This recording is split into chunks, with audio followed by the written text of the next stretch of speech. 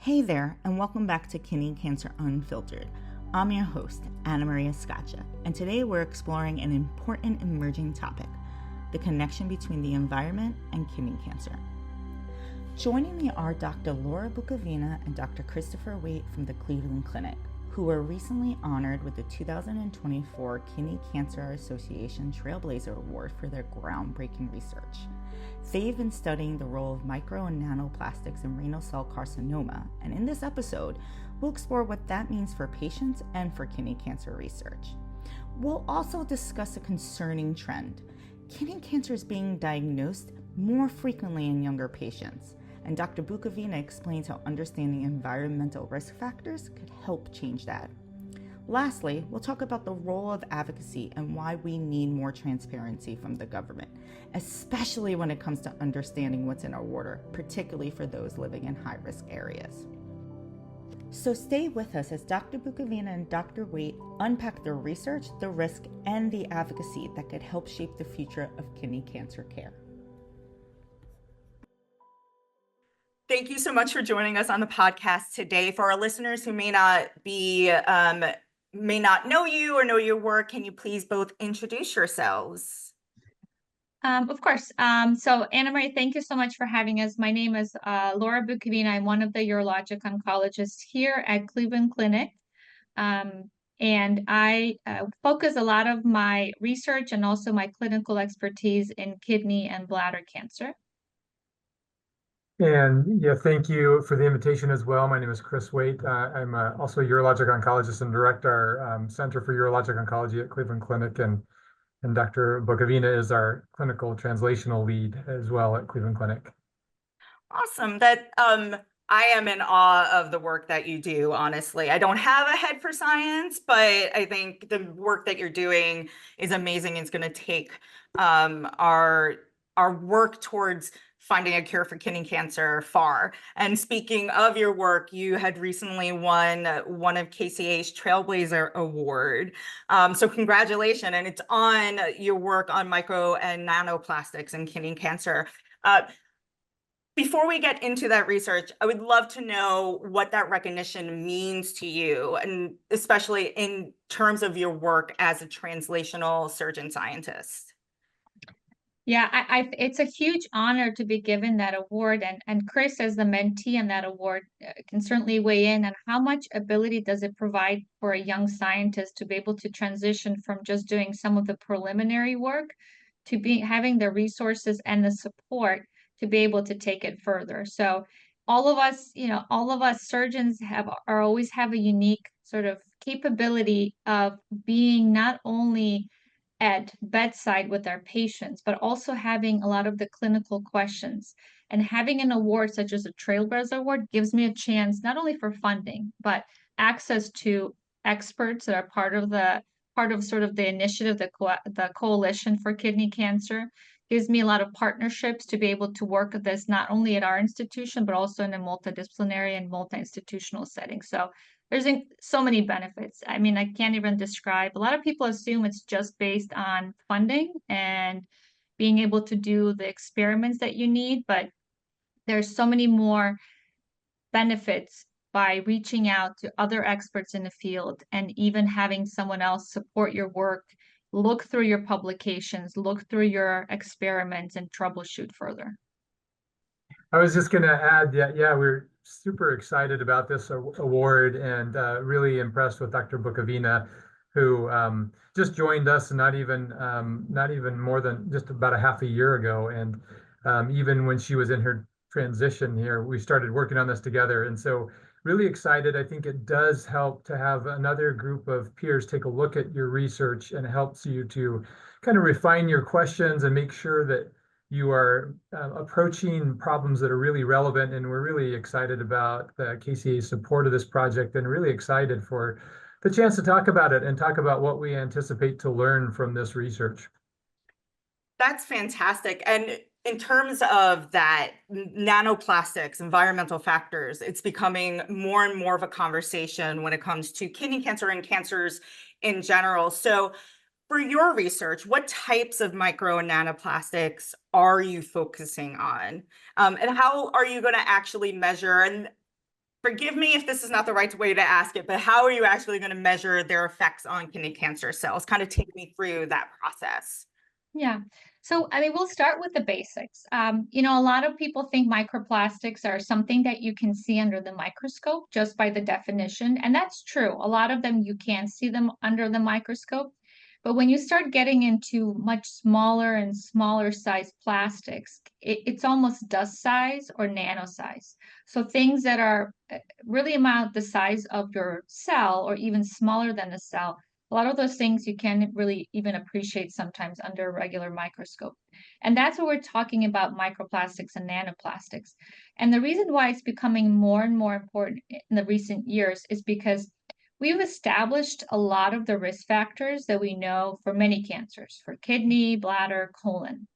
But we're still missing something. We're still missing a huge chunk of population where we just can't explain why those patients are getting cancer without family history, without any, genomic markers, without really any exposure or any known exposure. And there's been this huge, incredible push to realize, what does plastics have to do with this? Because we are, by definition, a nation of plastics. Yeah. We use incredible amount of plastics, and not only in things that you see and feel and touch, but also in everyday cosmetics, your food, your additives, everything.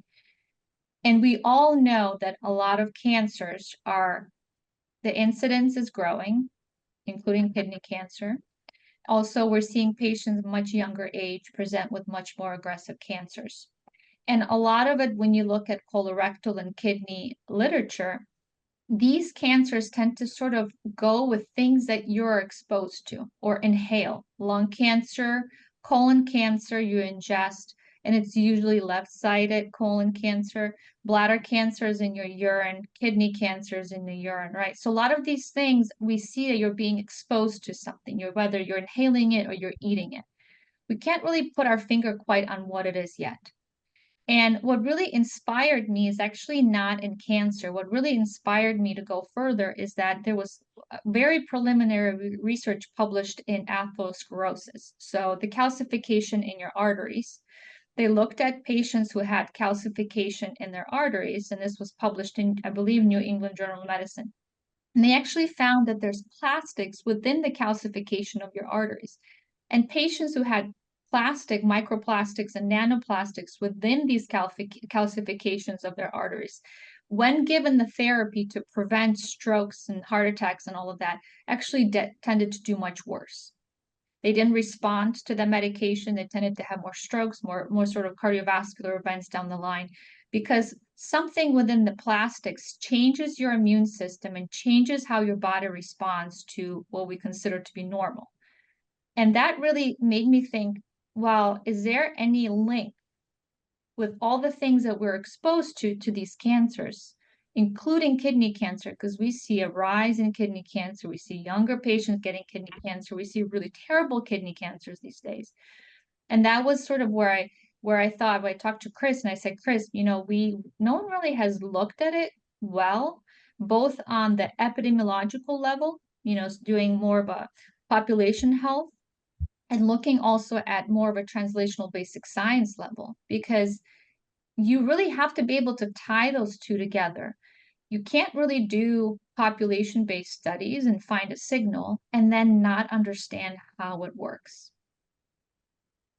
I would just add a few things, Anna Maria. The microplastic, the plastic in general is a problem, and healthcare, unfortunately, we're not immune from creating this problem. It's estimated in the United States we create 3,500 tons of plastic a day in our hospitals in the United States. So, and the problem with plastics, as opposed to most elements and atoms that live on the earth, is they go back down and get recycled easily, but plastics don't. Some plastics take as many of 1,000 years to degrade. And so, as you can imagine, once these microplastics get into our bodies, they're not going to break down in the foreseeable, for most patients, in their lifetime, and they will live for the rest of our lives inside of our bodies. And well, living is a questionable thing. We don't think they're living, but they will be there disrupting the living mechanisms of our lives.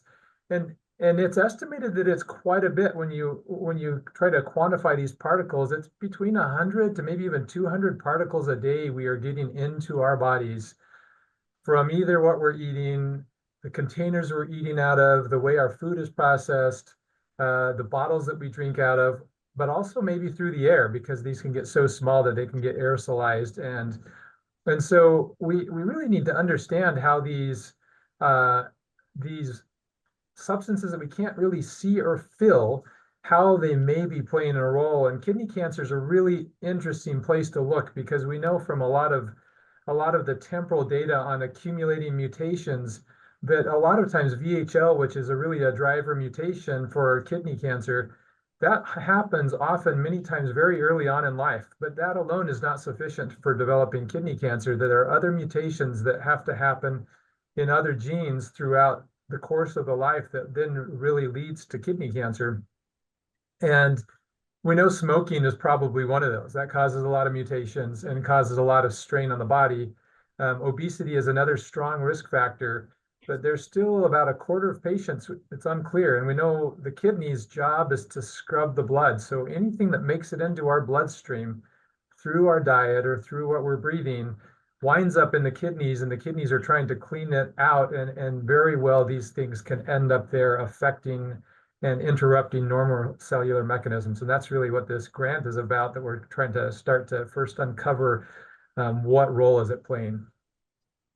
So there's a couple of follow-up questions I have. The first, and it's a bit personal because I'm just interested in as a two-time survivor. So you mentioned a couple of cancers, kidney, bladder. You also mentioned colorectal. Personally, I've had kidney cancer. I've also had thyroid cancer, and I recently had a colon polyp removed that was precancerous. So the risk of colorectal cancer for me is actually quite high. You already contributed more than your part on cancers. You don't need to contribute anymore. Yeah, right. Exactly. That's what I'm saying. But apparently my colon had a different idea. So, so are you looking, and I say that to ask, like, are you also looking at multiple primaries in one person and nanoplastics effect on it?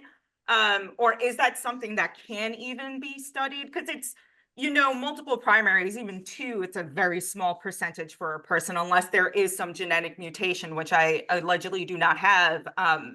So I guess the question there would be, one, are you looking at multiple primaries in a person and nanoplastics impact, or are you going to be, is that a question you would be able to answer or kind of investigate more of, if that makes sense?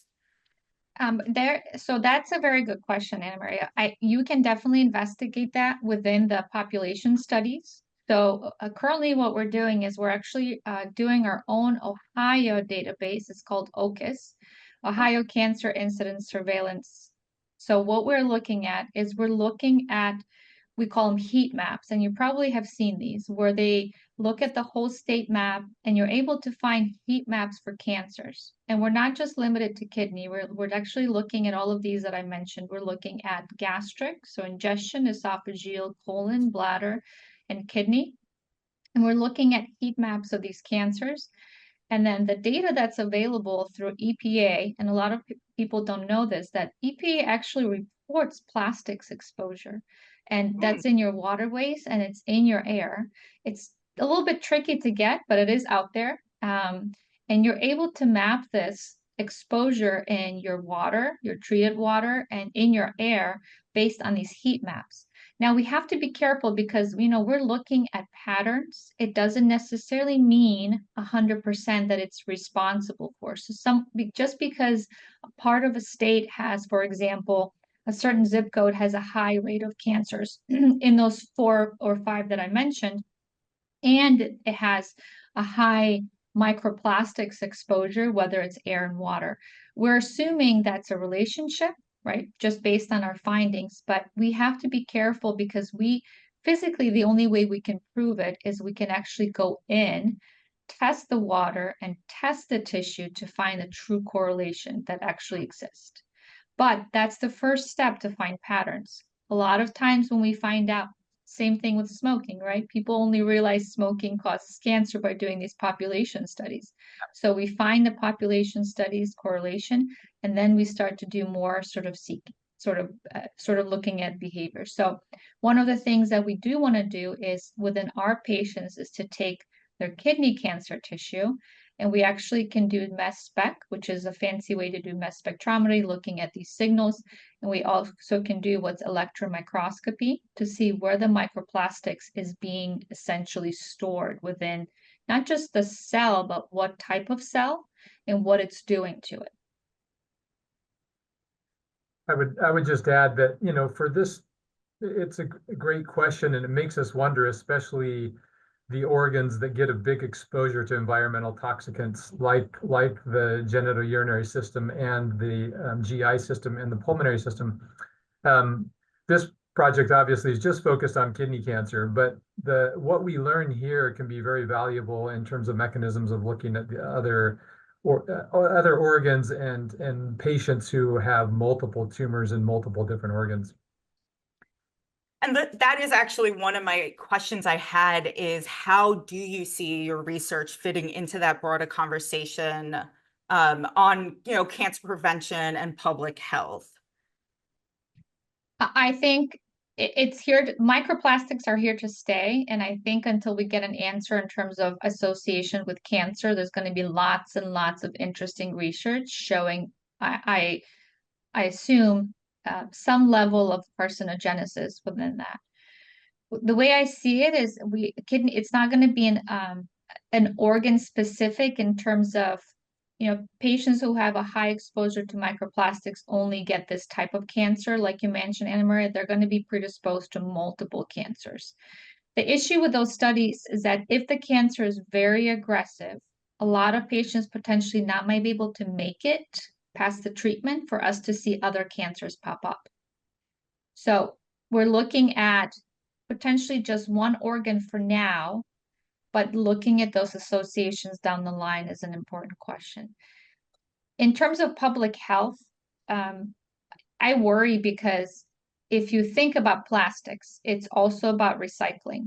So not many people know is that recycling actually creates a huge amount of microplastics and nanoplastics, because most of the plastics are actually cut down to very small pieces, and then they're washed with water, and all of that gets dumped into our sort of sewer system to be filtered. Our current filtration in our waterways does not filter out micro and nanoplastics. So recycling, even though we're doing a great job on recycling, actually perpetuates the problem of microplastics down the line. So there's going to be, you know, ways, you know, even if we find an association, what do we do with that? What do we do with recycling? How do we limit our exposure to plastics? That's a question for, I think, public policy experts and not me at this time. I'm just trying to do the science, and then we'll figure out from there what we're going to do. And it wasn't, that would be a question I'd ask, is like, what can we do at the moment? But I think that there is also this issue of, we know that microplastics has an impact on our health, but how do we have that balance of understanding that and doing things to protect ourselves, but not to the point of like scare tactics, right? Like that we sometimes so often see, you know, boogeyman studies and stuff. But like you said, that is not for you at the moment. And that's something that we do need to think deeply about. You did mention aggression in terms of cancer. Can you explain a bit more how micro and nanoplastics might contribute to the development of more aggressive kidney cancers? So currently what we think, and that's been shown in kidney cancer and as well as colon cancer, is we think that microplastics affect your immune system by causing it to be more of an immunosuppressive environment. So by suppressing the immune system around the cancer, you're causing a lot of, the cancer itself has a chance to mutate and transform, and your body essentially is powerless against fighting it because the environment itself is immunosuppressive. The cells that you need to kill the cancer are not getting there. And that's already been proven, at least within the mouse models of kidney cancer.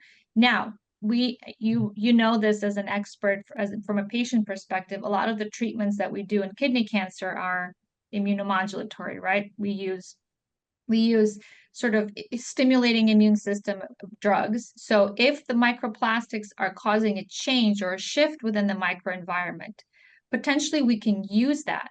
Can we potentially prevent this immunosuppressive environment? Can we alter the drugs? Can we alter the microenvironment by clearing the microplastics somehow to make sure our drugs work better?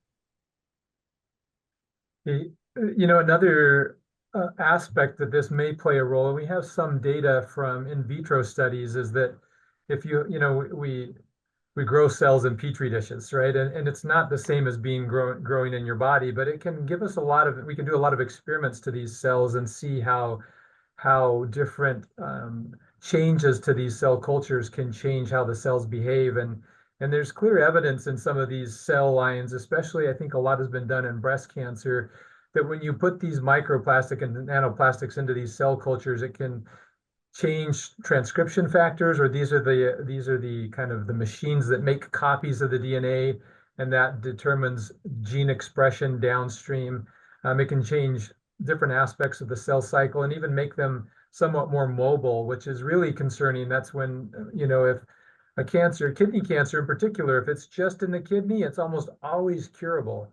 Almost all the patients that die from kidney cancer are patients that those cells have learned to leave the kidney, land somewhere else, and start to grow. And so we're not clear what role that these microplastics and nanoplastics may play in altering that process, but that's also another big part of what we want to look at in this grant. Now, how long will this research take, or do you anticipate it taking? So the grant is for 1 year, but I think most of the data collection and in vitro studies will be within 1 year. But we have to wait for a lot of the patient data to mature. So I suspect half of it will be done within the 1 year, but then the patient level information in terms of their recurrences or their survival differences based on presence of microplastics or not will probably take 2 to 3 years to mature. And how do you anticipate or see this study, the research that comes out of this being used by other scientists? I know you had mentioned earlier about being able to work with other scientists to like really dig into your questions, maybe rephrase them, kind of challenge yourself a bit. But in terms of like the complete research, or as the research goes on, how do you see this, or how will you make this available that other scientists can leverage it? I think the way I think it is a couple ways, and Chris mentioned one of the ways is that does it change sort of your transcriptome, right? Does it change how the cancer is putting proteins out? Is it changing the DNA? If we think that microplastics is doing that, can we have some sort of a signature for aggression? That's one. Can we change the pathways? That would be two in terms of drug therapy. The other thing I think is currently lacking is our way to identify patients who are going to recur, essentially. If you do a partial nephrectomy or nephrectomy, who are the patients that are going to recur? And we have multiple clinical sort of models based on the stage, how the cells look under the microscope, but how does presence of microplastics, and I think the burden of microplastics within what we see under the microscope, play into this risk score? So I can imagine this being, if a patient has stage 2 kidney cancer, but they have low microplastic burden, do they have a better outcome? Do they not potentially need adjuvant therapy? Versus a patient who is same stage, maybe has higher burden of microplastics. Those patients are more likely to have a recurrence and metastases down the line.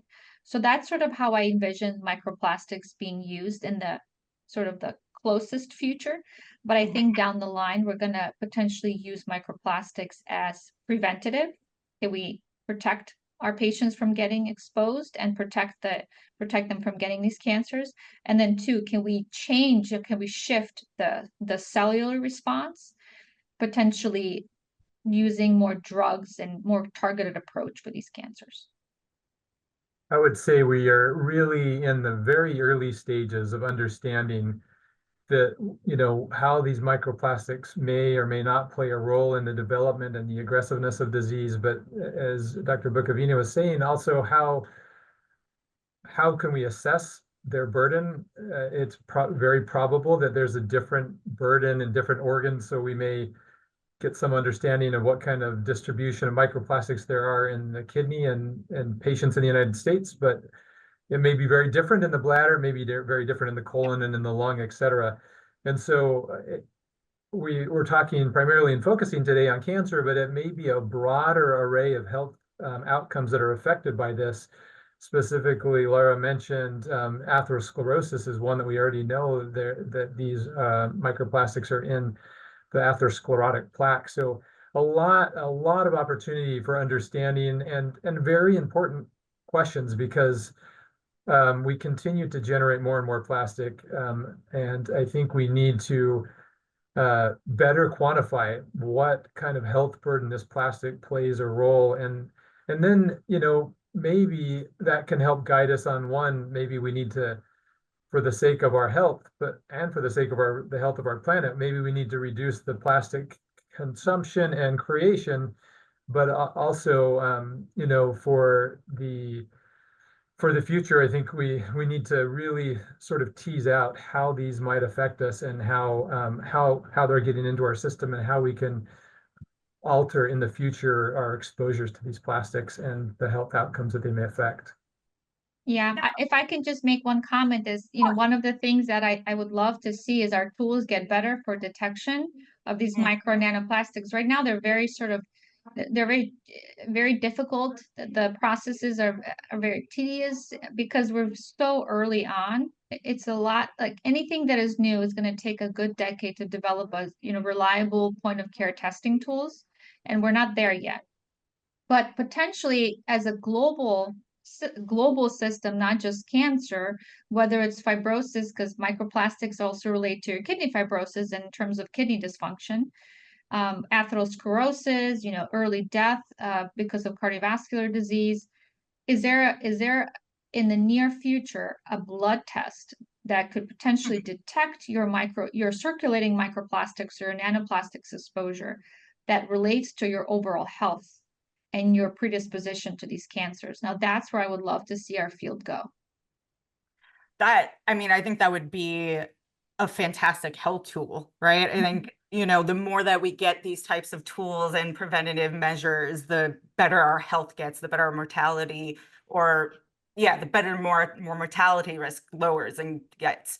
Now, you had mentioned throughout the question some challenges in studying nanoplastics. Can we talk a little bit more about the challenges you foresee or you're already experiencing in studying the effects of environmental factors like nanoplastics and microplastics on kidney cancer? And how are you tackling those challenges? So when dealing, because our environment is, you know, we're surrounded by plastics, the tissue collection and all of our experiments, we cannot expose, whether it's our cells or whether it's patient collected tissue, to plastics, because then it's very difficult to say if it's the patient exposed to plastics before or is it our contamination for plastics. So just to give you an example, when we collect tissue for any other analysis or biorepository for any cancer, we use plastic cups, we use plastic gloves, we use plastic collection tools. We cannot do that because that exposes the tissue to plastics and then it confounds our results. So we have to be very careful in using glass, using using specific type of gloves. They have no residue on them. All these things play a part. And these experiments have to be done very carefully. It's better to do less patients, but very carefully, so our results are not messy. And that's part of the reason this grant is really so great, because we have tissue saved in the past, and it would be easier to, you know, it's easy to just go back and pull tissue we already have, and we would have the follow-up, and we'd already potentially know the answer, but all of those past tissues are all stored in plastic or have touched plastic somewhere along the way, and it can contaminate because we're talking about such small particles of plastic that that it has to be collected prospectively in a cautious way. And again, one of the reasons it's really we're really grateful to KCA for this grant to allow us to do this in kind of a rigorous way to start to get some answers.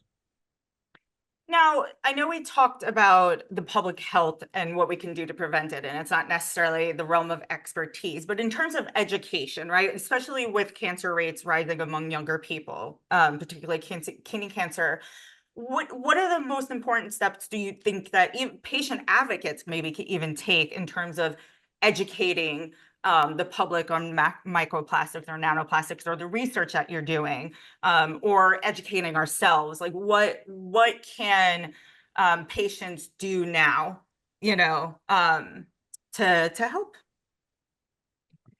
That's a tricky question because I hate to prematurely tell patients to, stay away from plastics because it might cause something.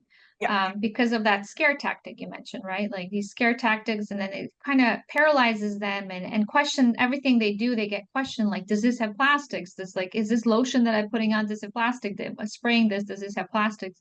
So honestly, I would say that until we have evidence that this is an exposure, this is something that actually increases your risk, this exposure to plastics to kidney cancer, I would tell patients to focus on things that they can do, which is quit smoking or don't take up smoking.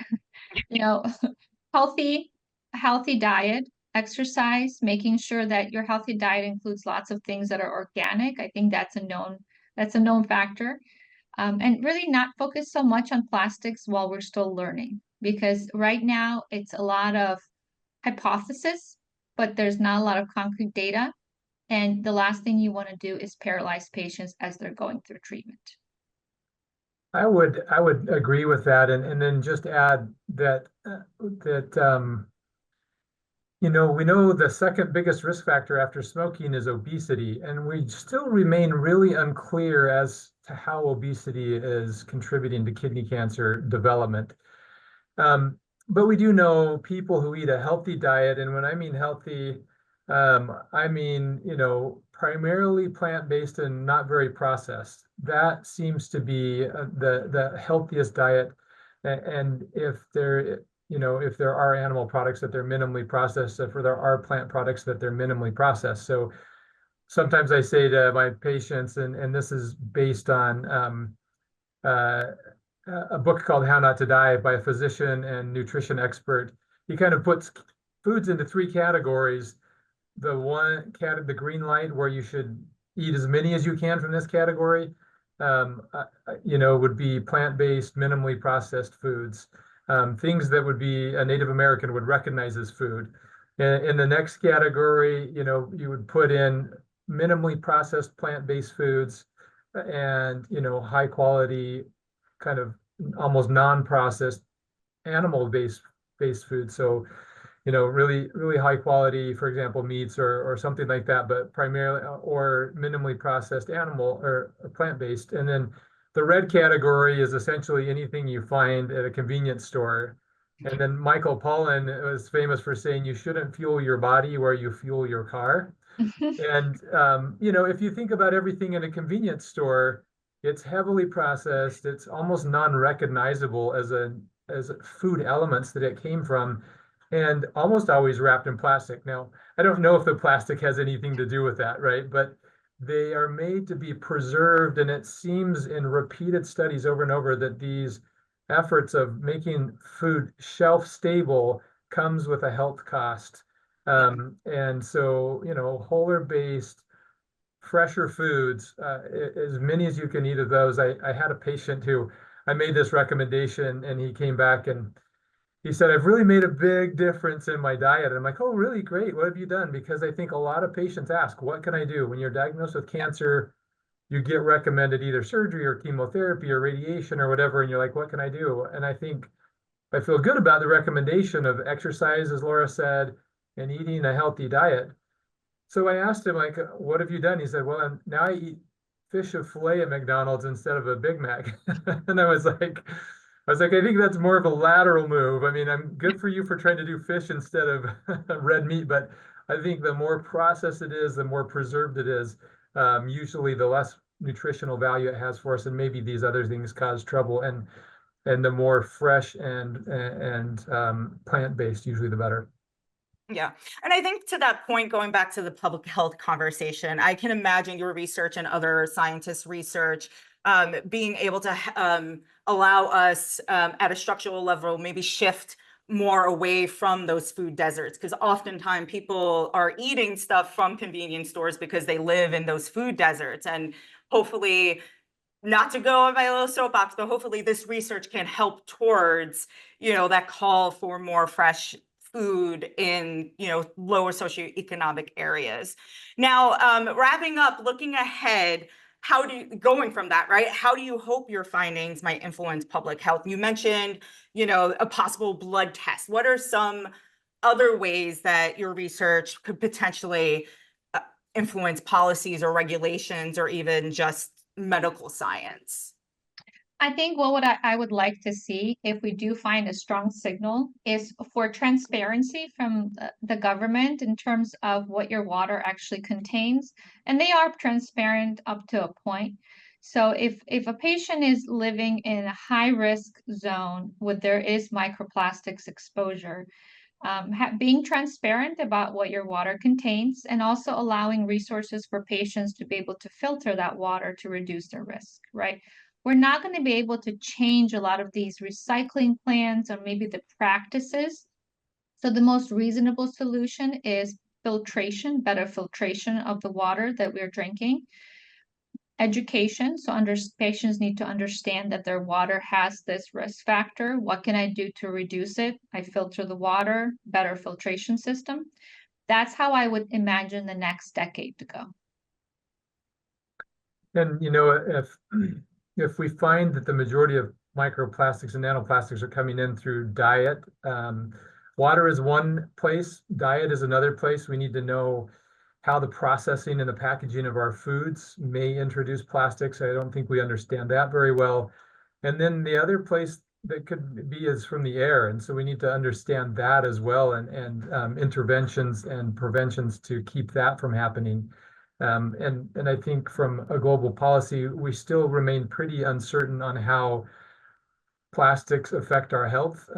But I think we have some pretty good signals that plastics are affecting our planet. And I think as we develop, sometimes you need multiple bits of information from different locations to really bring the whole story together. And if it's affecting our planet and it's affecting our health, I think we can make better public policy that's more sustainable.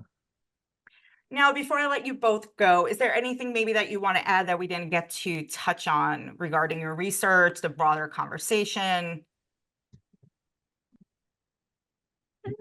No, I just wanted to, I want to thank the KCA for giving us this opportunity. Honestly, I think it just speaks volumes about the organization and for them to take a chance on this novel research, right? It's what we call high risk, high reward potentially. And recognizing, the Trailblazer is such a big name because there's this anticipation that you're going to lead the way, you're having a novel idea, but it's really not just me. It's a lot of us that are thinking this is a problem, and certainly appreciate Chris's support and everyone at the Cleveland Clinic to be able to do this project.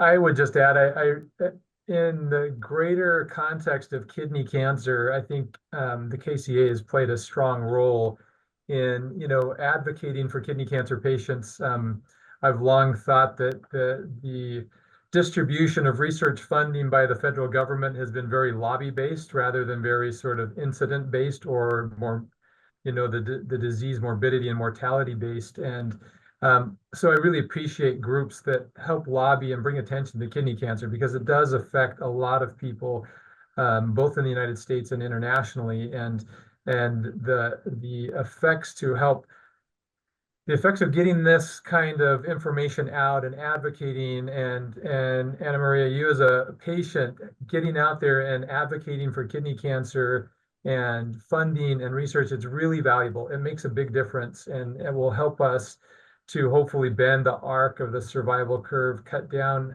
Kidney cancer rates keep going up. We want to alter that, but we also want to alter the arc of patients dying from it. And we really are appreciative of efforts like yours and the Kidney Cancer Association to help in this collective battle that we're facing. I mean, ditto, honestly, because doing the type of research that you're doing, I think helps also dispel notions of what a kidney cancer survivor looks like and how they're impacted by it. I mean, a lot of us have stories about how our doctors have approached us, especially if we're younger or, not or female or not, in terms of disbelief or like stereotyping. So even research like this can help dispel those stereotypes and get us to a place where, we know what's going on and we can move forward and we could really focus on that cure. So thank you so much for both of you for joining me today and talking about your research. I'm very excited to see where it goes. Thanks for listening to Kidney Cancer Unfiltered. If you found this episode helpful, be sure to like, share, and subscribe wherever you listen to your favorite podcast. For more resources and episodes, visit kidneycancer.org or follow Kidney Cancer Association on social media. Until next time, take care, and remember, you're not alone.